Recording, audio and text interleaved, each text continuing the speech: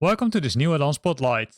In this Addon Spotlight, we're going to look at the Waco CG4A glider, which is, as the name already says, it's a glider, right? So that's why you see no engines.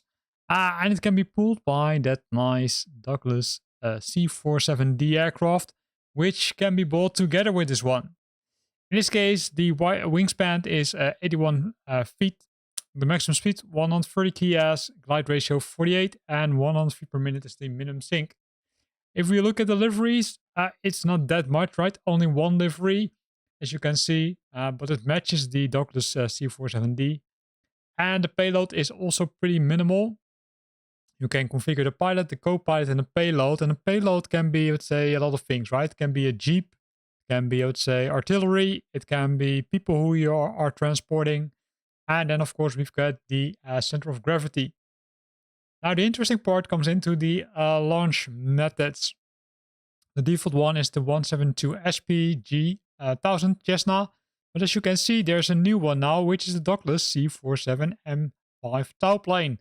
So in this case, of course, we're going to select this one because, hey, that's more realistic, because both aircrafts played a huge role during D-Day, which is 80 years ago. Well, a little bit more than 80 years ago now.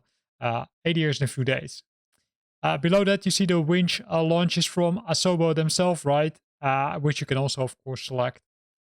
Then into the customizations, we see the default ones, the tail numbers, as well as the flight models, which will allow you to, say, make it a little bit more realistic. For example, the wear and tear can be added to, I would say, decrease the performance of the aircraft due to the wear and tear.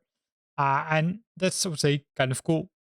Now we selected the aircraft, we can select an airport which you want to depart from. And as you can see, for gliders, some new, I would say, items have shown up. So what we can do is we can show the legend, and inside the legends we see that the green ones or the blue ones are the glider-friendly airports.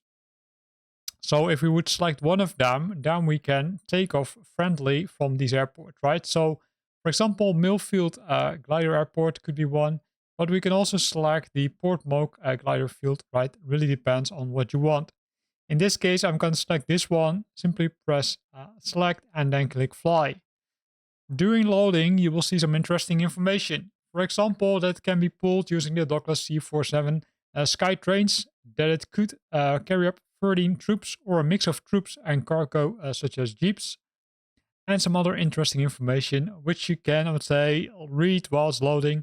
I must say the loading went pretty fast for me. And as you can see, it has already loaded also. And here we can see this nice aircraft. As you can see, it's, I would say, kind of mimics the livery pack from the Douglas C-47D. But this one looks much cleaner, right? It looks like it's, I would say, kind of a special coat is on it or something. And as you can see, both the pilot and co-pilot are ready, and in front of us is the Douglas C-47D. So let's have a look at this one first, right? So we're going to go outside the aircraft and then decrease the speed a bit, because else it will go too fast.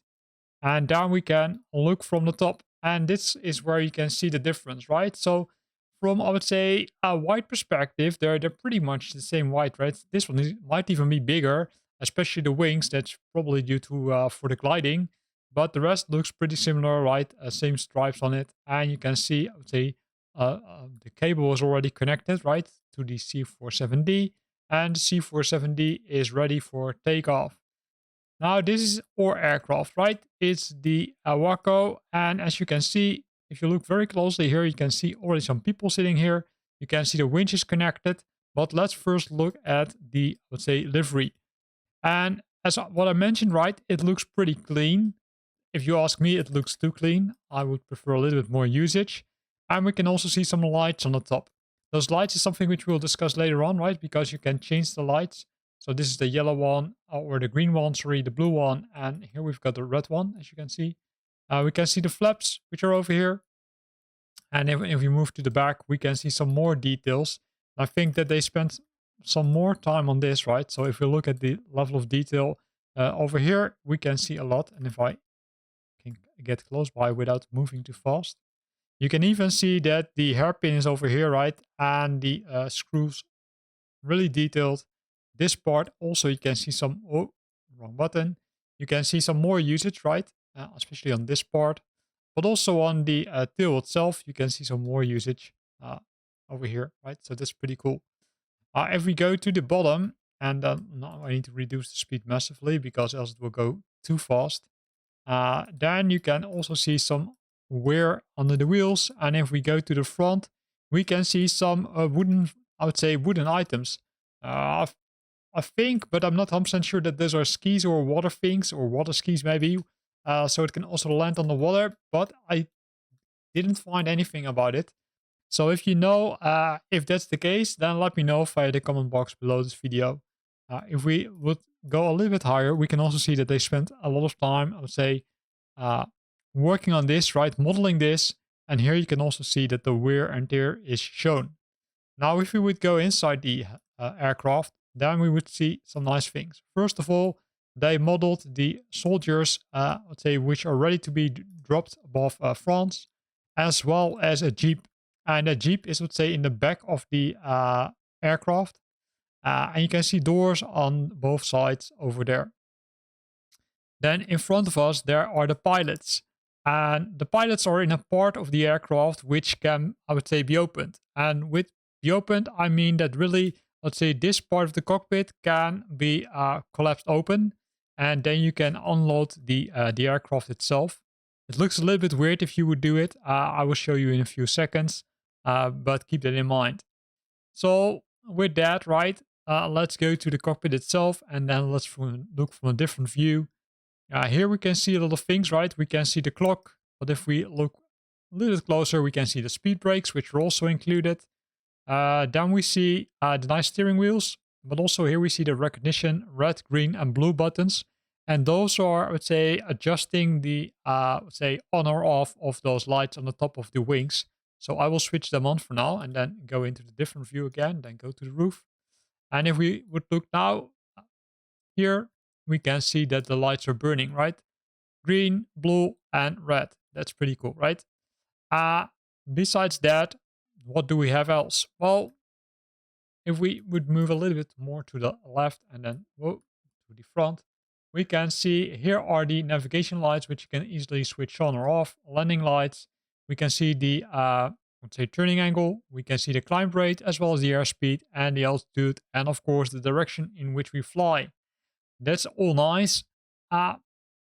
Besides that, there's, I would say, there's something on the right of the co-pilot, but unfortunately you can't change it, right? It's, I would say, kind of static.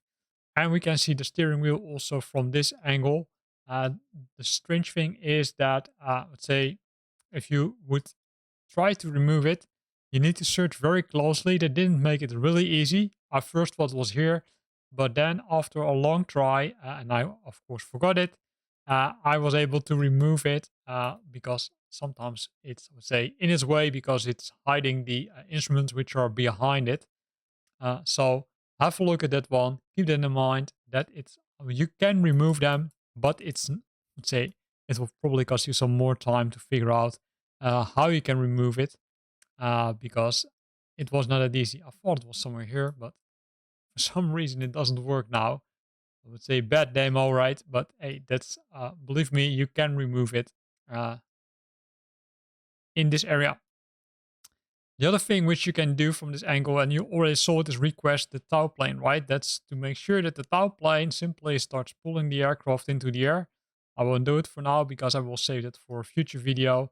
And of course, here we've got the parking brakes. In the center, we've got the open and close main entry. And that's where the weird stuff starts, right? Because if you open it, then this will happen. Then you've got, I would say, the Jeep in front of you. And if you look at the Jeep, right? So let me try to go into a different view because you can't go into the cockpit view. You can see the Jeep, you can see the soldier, and you can see the cockpit has been collapsed to the top. The cable is still intact, which is good for us because else we needed to reconnect the cable. And the only way to close it again is, I would say, by going into the cockpit and then finding that magic button. And if you close it, then both the cockpit will close, but also if we look back, the Jeep is back in the airplane, right? So nice stuff.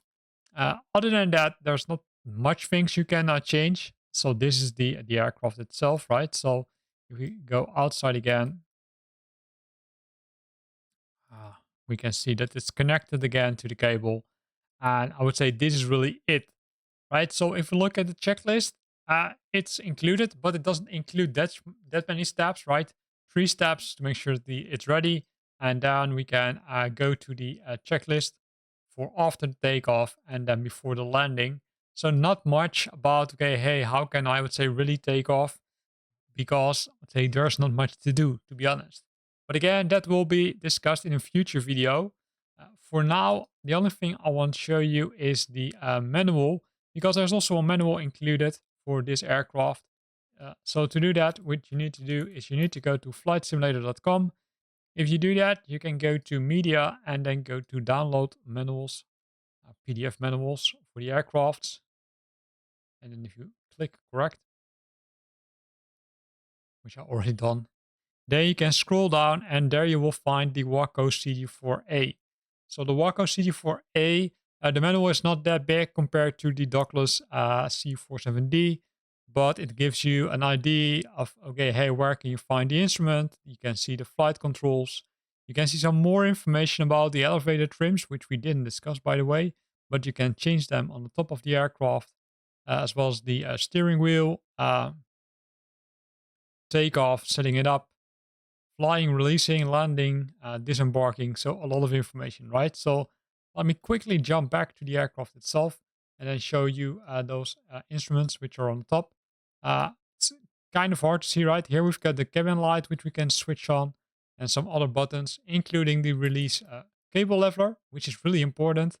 And down we've got the pitch trim, which is over here. We've got the other systems, the release gear assembly, as well as the pitch aileron trim can be found on top of the aircraft.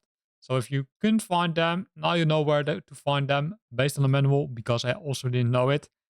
So I think this is a good way to end the video, where I give some bonus hints based on what we found out in the manual. Again, here ends this video. I hope you liked it. If you liked it, then consider to use the like button. If you got questions or comments, then feel free to post them in the comment box below. And if you want to stay up to date about new videos I'm posting, then make sure that you're subscribing to my channel. Thanks for watching and see you next time.